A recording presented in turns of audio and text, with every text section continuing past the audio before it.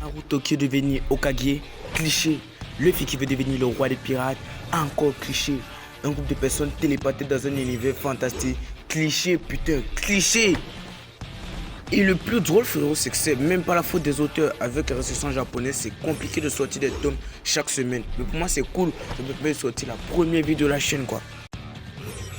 Tu te doutes bien, je vais te demander de t'abonner, de liker, activer la cloche de notification. C'est super cool. Ça m'encourage à faire mieux. Et sur ce, bon visionnage.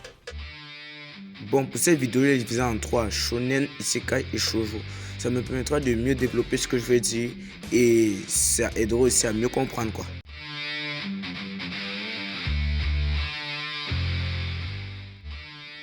Si tu as regardé du Dragon Ball Z, ça veut dire que tu pourras mieux comprendre ce que je vais te dire pour les personnages shonen, car la plupart d'entre eux ont commencé naïfs, mais déterminés à être le meilleur dans leur domaine.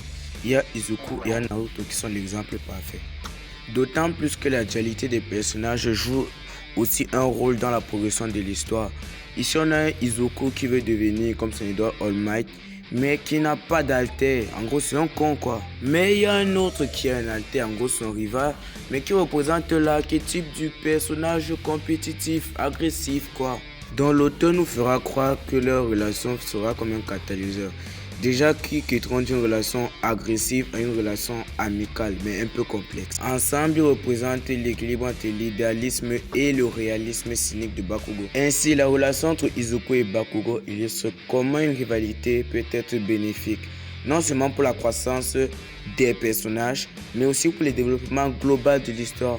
Leur parcours commun montre que même les opposés peuvent s'attirer et créer une très belle synergie dans leur quête théorique. C'est cette dynamique qui rend leur histoire encore plus captivante et palpitante.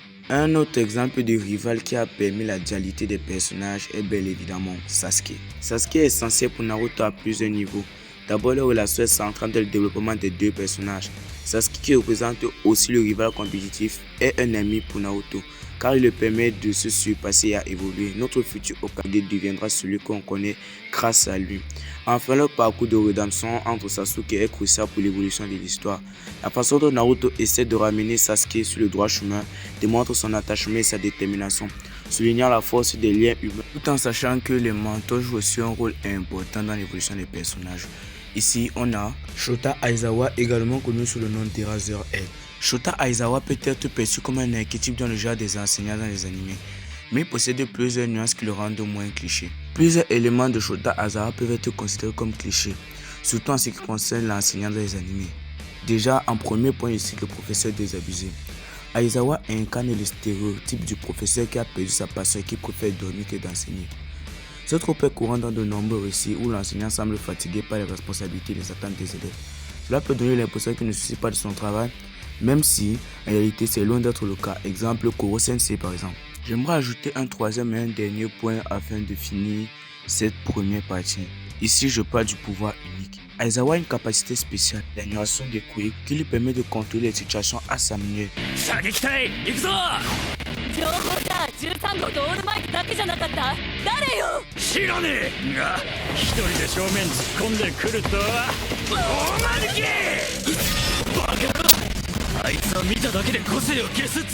C'est des personnages d'une compétence singulière qui le rend indispensable, également courant dans les séries d'action et de super-héros. On peut citer Mikasa Ackerman de Attaque des Titans. Bien qu'il ne soit pas un mentor au sens traditionnel, Mikasa possède des capacités exceptionnelles qui la rendent indispensable dans le combat.